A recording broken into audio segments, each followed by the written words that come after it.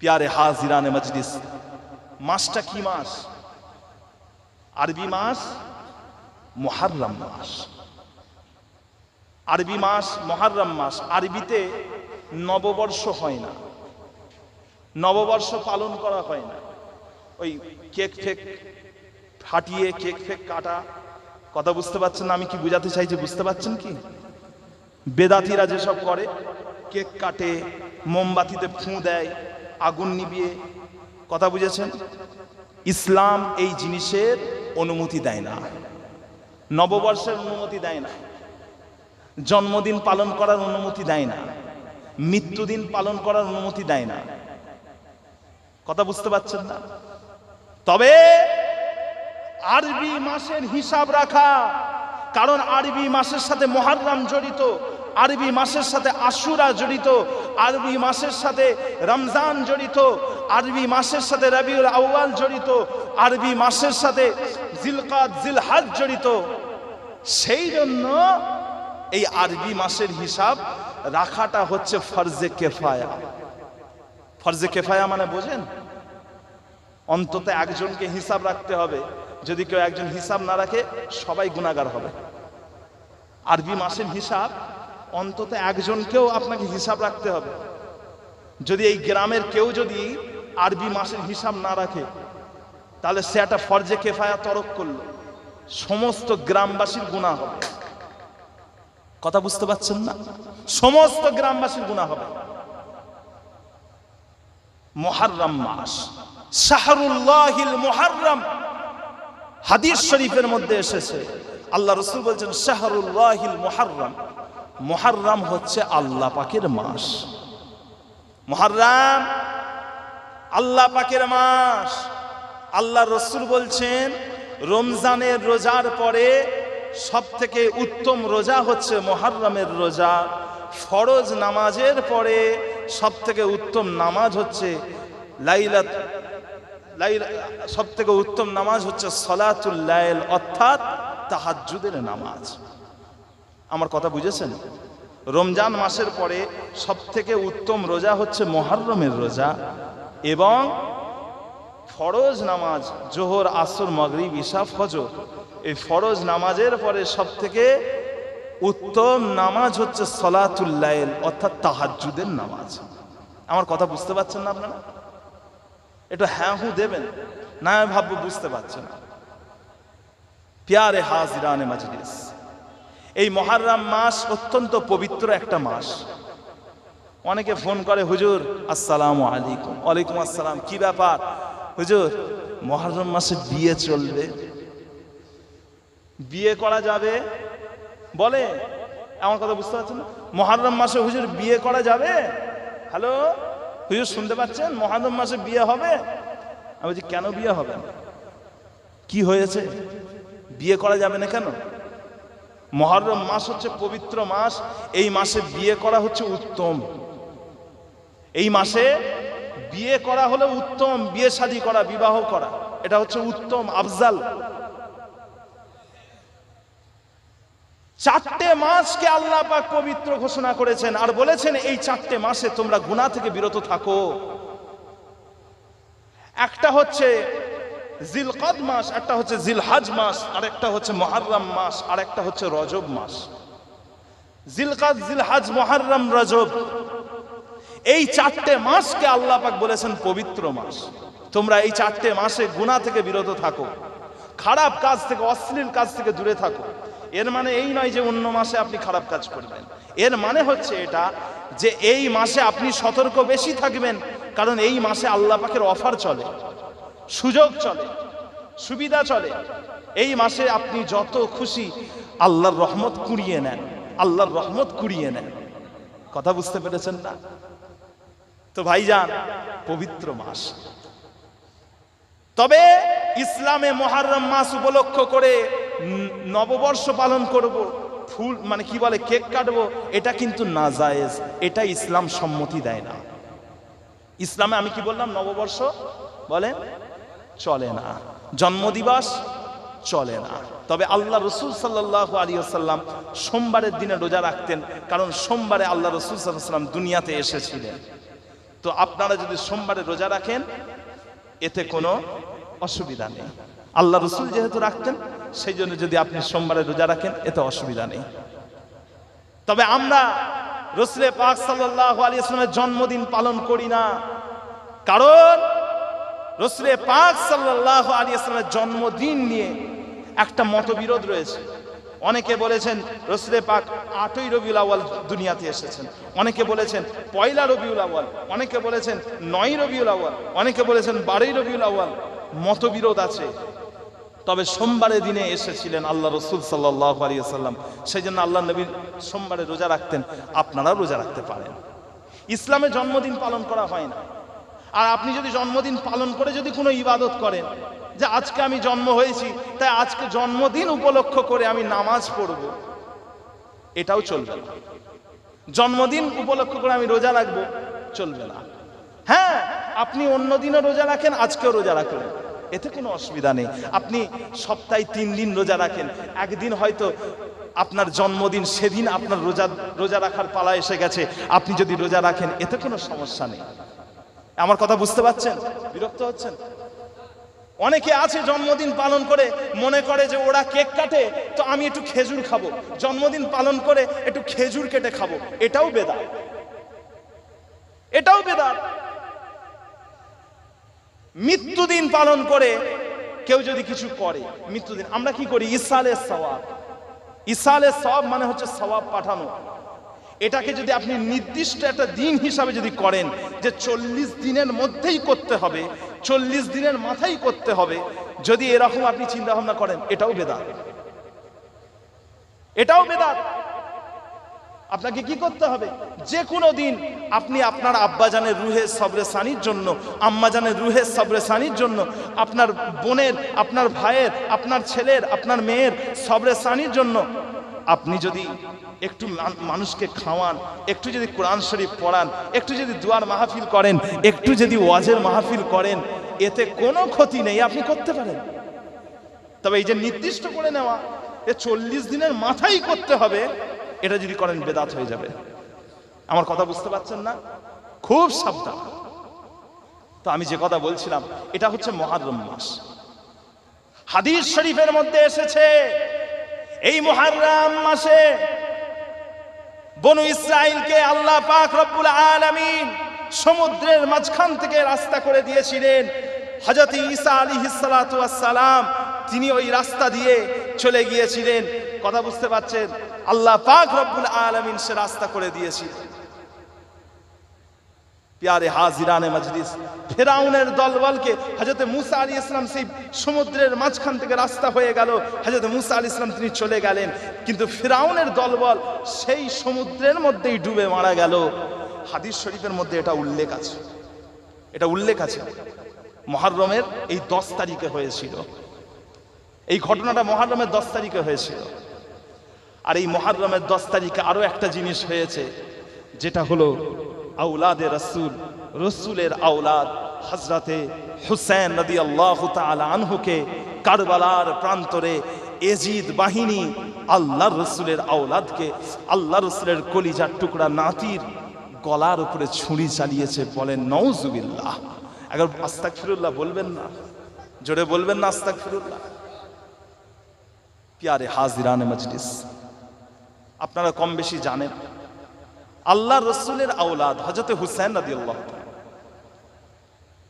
আল্লাহ রসুল সাল্লাল্লাহু আলাইহি ওয়াসাল্লাম হাদিস শরীফের মধ্যে এসেছে, আমার নবী পাক মক্কা এবং মদিনার মাঝামাঝি একটা জায়গা, যে জায়গাটার নাম হলো খুম, যে জায়গাটার নাম হলো খুম, আল্লাহ রসুল সেই খুম নামক জায়গায় এসে দাঁড়িয়ে পড়লেন। সাহাবা ইকরাম গণেরা আল্লাহ রসুলের সামনে দাঁড়িয়ে রয়েছেন। ও ভাইরানেরা, ও আমার নবী পাকের উম্মত উম্মতিরা, ও আমার সত্য বইনাকার মানুষেরা, আল্লাহর নবী আল্লাহর হাবিব সাহাবা ইকরামদেরকে উদ্দেশ্য করে বলতে লাগলেন, ও মানুষেরা, ও মানুষেরা, তোমরা সবাই সাবধান হয়ে যাও, তোমরা সবাই সতর্ক হয়ে যাও, তোমরা সবাই সাবধান হয়ে যাও। আমিও একজন মানুষ, খুব তাড়াতাড়ি আল্লাহ পাক রব্বুল আলামিন আমার কাছে একজন ফারিস্তা পাঠাবেন, অর্থাৎ আজরাইল আলাইহিস সালামকে পাঠাবেন। আর আমি নবী মুহাম্মদ সেই আজরাইল আলাইহিস সালাতু ওয়াস সালামের হাতে আমার জানটা কবজ করা হবে। আমি আল্লাহ পাকের ডাকে সাড়া দিয়ে চলে যাব। ও মানুষেরা, তোমরা দুটো জিনিসের ব্যাপারে সতর্ক হয়ে যাও। দুটো জিনিসের ব্যাপারে সতর্ক হয়ে যাও। আল্লাহ রাসূল বলছেন ইন্তেকালে কিছুদিন আগে দুটো জিনিসের ব্যাপারে তোমরা সতর্ক হও। প্রথম নম্বর হলো আল্লাহর কোরআন। প্রথম নম্বর হলো আল্লাহর কোরআন, যেটা হলো নূর, যেটা হলো আল্লাহ পাকের বাণী। আল্লাহ পাকের বাণী কোরআন হলো নূর। তোমরা কোরআনকে মজবুতির সাথে ধরে নাও, কোরআনকে আঁকড়ে ধরে নাও। কোরআন হলো আল্লাহ পাকের রশি, কোরআন হলো আল্লাহ পাকের দামান। তোমরা কোরআনকে মজবুতির সাথে ধরে নাও। ও ভাইরানেরা, ও আমার নবী পাকের উম্মাতিরা, আল্লাহ রসুল কোরআনের ব্যাপারে মানুষকে আগ্রহী করলেন, কোরআনের ব্যাপারে মানুষকে আগ্রহী করলেন, কোরআনের ব্যাপারে লম্বা আলোচনা করলেন। তারপরে আল্লাহ নবী বললেন, আর দ্বিতীয় নম্বর জিনিস হলো আমার আহলে বায়েত, আমার ঘরবাসী, আমার ঘরের লোক, আমার ঘরের মানুষ যারা আছে তাদের ব্যাপারেও তোমরা সতর্ক হও। প্রথম কি বললেন? এই আপনারা কথা বলবেন না, আমি চলে যাব। হ্যাঁ, প্রথম নম্বর আল্লাহর কোরআন, দ্বিতীয় বলেন আহলে বায়েত, রসুল পাক সাল্লাল্লাহু আলাইহি ওয়াসাল্লামের ঘরবাসী, ঘরের মানুষ যারা আছেন, আহলে বায়েত। কথা বুঝেছেন না? তো তাবেঈন যিনি ছিলেন, হ্যাঁ, যিনি বর্ণনা করেছেন, তিনি সাহাবার কাছ থেকে খবর নিচ্ছেন। তাবেঈন, তিনার নাম হচ্ছে হুসাইন, তিনারও নাম হুসাইন, আর যিনি বর্ণনা করেছেন ওনার নাম যায়েদ রাদিয়াল্লাহু তাআলা আনহু। তো হুসাইন তিনি যায়েদ রাদিয়াল্লাহু তাআলাকে জিজ্ঞাসা করলেন যে আহলে বায়েত মানে কি রাসূল পাক সাল্লাল্লাহু আলাইহি ওয়াসাল্লামের আহলিয়াগণ? তিনার কি স্ত্রীদের কথা বলা হচ্ছে? আজওয়াজে মুতাহারাতদের কথা বলা হচ্ছে? আল্লাহ রাসূলের আহলিয়া উম্মাহাতুল মুমিনিনদের ব্যাপারে কথা বলা হচ্ছে? হযরত যায়েদ রাদিয়াল্লাহু তাআলা আনহু তিনি বললেন, না, শুধুমাত্র আল্লাহ রাসূলের স্ত্রী নয়, শুধুমাত্র আল্লাহ রাসূলের স্ত্রীরা নয়, আহলে বায়েতের অর্থ হচ্ছে অনেক বড়। আল্লাহ রাসূল 4টে বংশের কথা বলেছেন, 4টে বংশের কথা বলেছেন। আল্লাহর নবী আমার 4টে বংশের কথা বলেছেন। হাদিস শরীফে আলাদা আলাদা আলাদা করে সমস্ত বংশের কথা উল্লেখ করা রয়েছে। প্রথম নম্বর বংশ হলো আলে আলী। 4টে বংশের কথা আল্লাহ রাসূল হাদিসে বলেছেন। প্রথম হচ্ছে আলে আলী, অর্থাৎ হযরত আলী রাদিয়াল্লাহু তাআলা আনহুর ঘরের মানুষ, তিনার আওলাদ, তিনার ছেলের ছেলে, ছেলের ছেলে, ছেলের ছেলে। এই কথা বুঝতে পাচ্ছেন? একটা জিনিস মনে রাখবেন, আপনাদেরকে বলছি, আপনার যে বংশ, আপনি যদি সিদ্দিকী হন, আপনি যদি সৈয়দ হন, আপনার যে খুন রয়েছে, আপনার যে নাসল রয়েছে, এটা আপনার ছেলে পাবে, আপনার মেয়ে পাবে না। এই কথা বুঝতে পাচ্ছেন? আপনার ছেলে পাবে। আপনার ছেলে যদি সিদ্দিকী হয়, সিদ্দিকী লিখবে। আপনি সিদ্দিকী হলে আপনার ছেলে কি লিখবে? বলেন না, সিদ্দিকী লিখবে। আপনি সৈয়দ হলে আপনার ছেলে কি লিখবে? সৈয়দ।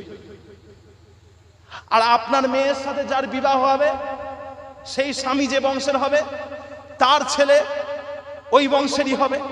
কথা বুঝতে পারছেন না?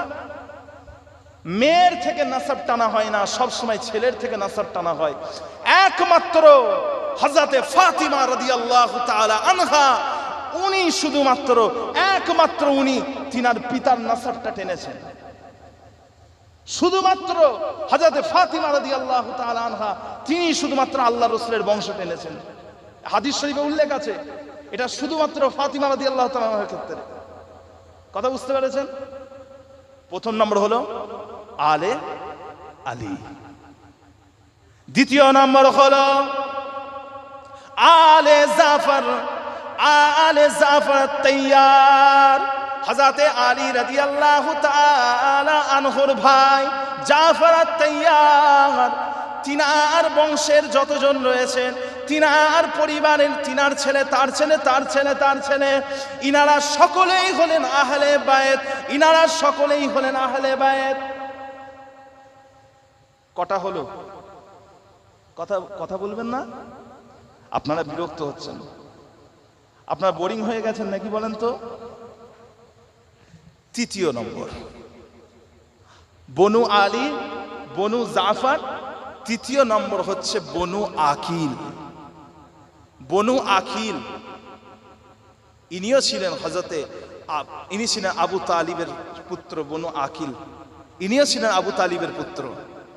বনু আকিল, এই হযরতে আকিল রাদিয়াল্লাহু তাআলা আনহুর যে বংশধর, যারা ছেলের ছেলে, তার ছেলে, তার ছেলে, ইনারা সকলেই হচ্ছেন আহলে বায়েত, ইনারা সকলেই হচ্ছেন আওলাদে রাসূল। ইনারা কি? আওলাদে রাসূল। চতুর্থ নম্বর হলো আলে আব্বাস, যিনি ছিলেন আল্লাহ রসুলের চাচা হযরতে আব্বাস রাদিয়াল্লাহু তাআলা। তিনার যারা আওলাদ, তিনার ছেলে, তার ছেলে, তার ছেলে, ইনারা সকলেই কে? আওলাদে রাসূল। চারটে বংশের কথা বললাম। একটা হলো হযরতে আলী রাদিয়াল্লাহু তাআলার বংশ, দ্বিতীয় হলো হযরতে জাফর রাদিয়াল্লাহু তাআলার বংশ, তৃতীয় হলো হযরতে আকিল রাদিয়াল্লাহু তাআলার বংশ, চতুর্থ হলো হযরতে আব্বাস রাদিয়াল্লাহু তাআলার বংশ। এই চারটে বংশের যত আওলাদ আছে, ইনারা হলেন সৈয়দ, ইনারা হচ্ছেন আওলাদে রাসূল। ইনাদের জন্য যাকাত খাওয়া, যাকাত গ্রহণ করা এবং যাকাত, ইনাদের জন্য, ইনাদেরকে যাকাত দেওয়া, ইনাদের যাকাত খাওয়া এবং যাকাত দেওয়া, এই দুটোই হচ্ছে হারাম। কথা বুঝতে পারেননি? কথা বুঝতে পারেননি? অর্থাৎ আপনাদেরকে বুঝিয়ে দিই, যদি কোনো আহলে বায়েত, কোনো সৈয়দ যদি থাকে, আপনি তাকে যাকাত দিতে পারবেন না। আপনি যদি তাকে যাকাত দেন, তাহলে আপনি একটা হারাম কাজ করলেন। আর যদি ওই আওলাদে রাসূল যদি যাকাত নেয়, সে যদি যাকাত গ্রহণ করে, সেও হারাম কাজ করল। কথা বুঝতে পারছেন না? সেও হারাম কাজ করলো, আপনিও হারাম কাজ করলেন। যদি কোনো আওলাদে রাসূল যাকাত নেয়, হারাম করলেন। আর আপনি যদি যাকাত দেন, হারাম করলেন। তাদেরকে যাকাত দেওয়া এবং তাদের যাকাত নেওয়া, তারা যাকাত গ্রহণ করতে পারবে না। কথা বুঝতে পেরেছেন? আল্লাহ রসুল বলেছেন হারাম। সেই জন্য আল্লাহ রসুল বলছেন, তোমরা আমার আহলে বায়েতের ব্যাপারে সতর্ক হয়ে যাও, তোমরা আমার আহলে বায়েতের ব্যাপারে আল্লাহকে স্মরণ করো। এইভাবে তিনবার বলেছিলেন, তোমরা আমার আহলে বায়েতের ব্যাপারে আল্লাহকে স্মরণ করো। তিনবারে কথা বলেছেন। তো প্রথম হলো আল্লাহর কোরআন, দ্বিতীয় হলো আহলে বায়েত। আল্লাহ রসুল বলছেন এই দুটোর ব্যাপারে তোমরা সতর্ক হয়ে যাও। আর সেই আওলাদে রাসূল হযরতে হুসাইন রাদিয়াল্লাহু তাআলা আনহু, জিনার মাথা থেকে পা পর্যন্ত এমন কোন জায়গা ছিল না যেখানে আল্লাহ রসুল বুসা দেননি, চুমা দেননি। সেই আওলাদে রাসূলকে কারবালার প্রান্তরে ধোঁকা দিয়ে, মুনাফিকি করে তিনাকে শহীদ করে দেওয়া হলো। তিনাকে ভুল বুঝিয়ে শহীদ করে দেওয়া হলো।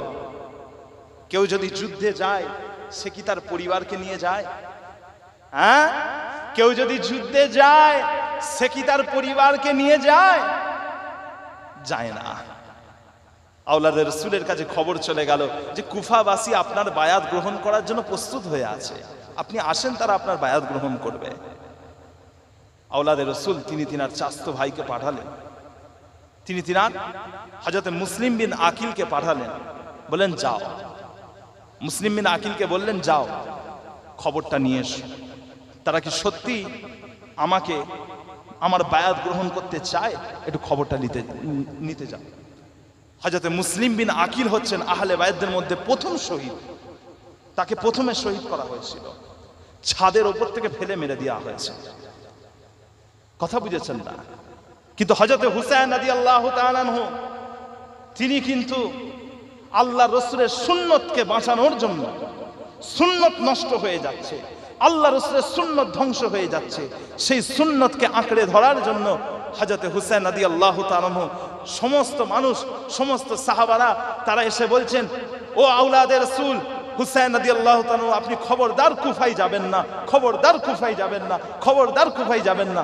তাদের সকলকে তোয়াক্কা না করে হযরত হুসাইন রাদিয়াল্লাহু তাআলা যাচ্ছিলেন কিসের জন্য? রাসূলের সুন্নাতকে বাঁচানোর জন্য। কথা বুঝেছেন না? হযরত আমিরে মুয়াবিয়া রাদিয়াল্লাহু তাআলা আনহু, যিনি এজিদের আব্বাজান ছিলেন, এজিদের আব্বাজান হযরত আমিরে মুয়াবিয়া, তিনি এজিদকে ওলিয়ে আহাদ করে দিলেন, স্থলাভিষিক্ত করে দিলেন। কথা বুঝেছেন না? সবাই এজিদের বায়াত গ্রহণ করলো, হযরত হুসাইন রাদিয়াল্লাহু তাআলা তিনি বায়াত গ্রহণ করলেন না।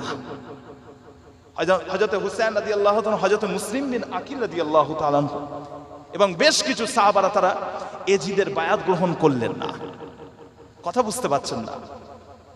তো ভাইজান, একটা লম্বা ঘটনা রয়েছে। হযরত হুসাইন রাদিয়াল্লাহু তাআলা আনহু, তিনার জন্ম হলো 626 খ্রিস্টাব্দে, 626 খ্রিস্টাব্দে, এবং তিনি শহীদ হয়েছেন 660 খ্রিস্টাব্দে।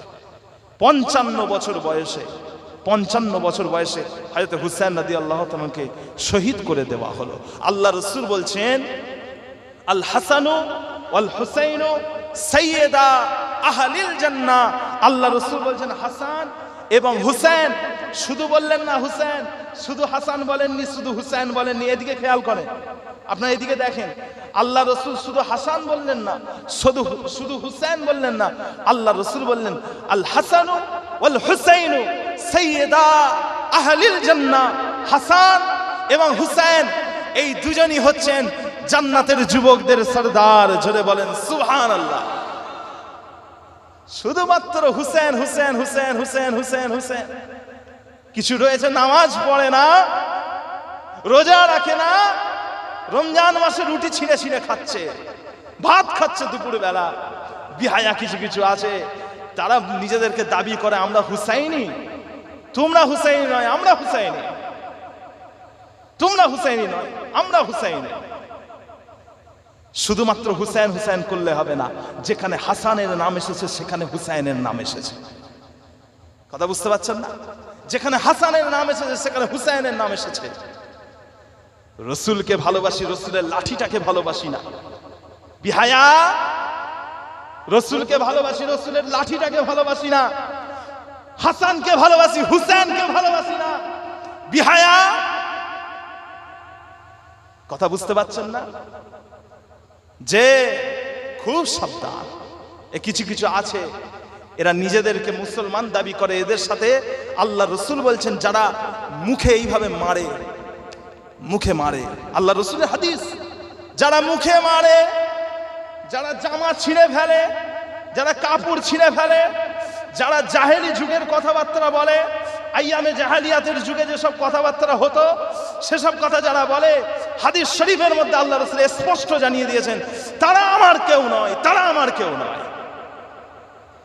আল্লাহ রাসূল নিষেধ করেছেন, তোমরা যদি কেউ মুখে আঘাত করো, জামা ছিঁড়ে ফেলো, জাহেলি যুগের কথা বল, তোমরা আমার কেউ নয়, তোমরা ইসলামের কেউ নয়। আমার কথা বুঝতে পারছেন? কত বড় হুসাইন প্রেমিক। হযরত হুসাইন রাদিয়াল্লাহু তাআলা গিয়েছিলেন সুন্নতকে বাঁচানোর জন্য। কিতাব পড়ে দেখেন, কারবালার ইতিহাস খুলে দেখেন, হযরত হুসাইন রাদিয়াল্লাহু তাআলা রাজ ক্ষমতা দখল করতে যাননি, ক্ষমতার জন্য নয়, রাজত্ব গ্রহণ করার জন্য নয়, তিনি মানুষের ক্ষমতা নেবেন বলে, দুনিয়ার সম্পত্তি নেবেন বলে তিনি যাননি কুফায়। তিনি গেছিলেন রাসূলের সুন্নতকে আঁকড়ে ধরার জন্য, রাসূলের সুন্নতকে বাঁচানোর জন্য। কথা বুঝতে পারছেন না? প্যারে হাজিরানে মজলিস, হযরত হুসাইন রাদিয়াল্লাহু তাআলাকে শহীদ করে দিল বেঈমানের বাচ্চারা। কথা বুঝতে পেরেছেন? বেঈমান গুলো, মুনাফিক গুলো। কথা বুঝেছেন? বেঈমানের বাচ্চা বলা যাবে না, নাউযুবিল্লাহ মিন যালিক। কথা বুঝেছেন না? এক শ্রেণীর মুনাফিক। মুনাফিক উবাইদুল্লাহ ইবনে জিয়াদের নেতৃত্বে এটা হয়েছে। উবাইদুল্লাহ ইবনে জিয়াদ এমন একজন ব্যক্তি যার মায়ের পরিচয় ছিল না, যার বাপের পরিচয় ছিল না। উবাইদুল্লাহ ইবনে জিয়াদ যার বাপের পরিচয় ছিল না, মায়ের পরিচয় ছিল না, তার মায়ের পরিচয় ছিল না। উবাইদুল্লাহ ইবনে জিয়াদ এমন একটা নোংরা মানুষ যে হযরতে হুসাইন রাদিয়াল্লাহু তাআলা আনহু এই শাহাদাতের পেছনে সবথেকে বেশি চক্রান্ত করেছে। কথা বুঝতে পারছেন না? এজিদের নেতৃত্বে কিছু বলছেন? দরুদ শরীফ আল্লাহুম্মা সাল্লি আলা। এগিয়ে গিয়ে আসেন, একটু এগিয়ে আসেন। বাইরে যারা আছেন তারা সামনে এসে বসে পড়েন নাকি?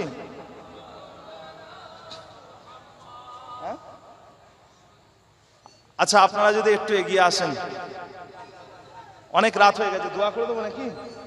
কত রাত হলো? কত রাত হয়েছে? বলছে মেলা রাত হয় না। আপনারা ভালো লাগছে কি? আলহামদুলিল্লাহ। দরুদ শরীফ আল্লাহুম্মা সাল্লি আলা।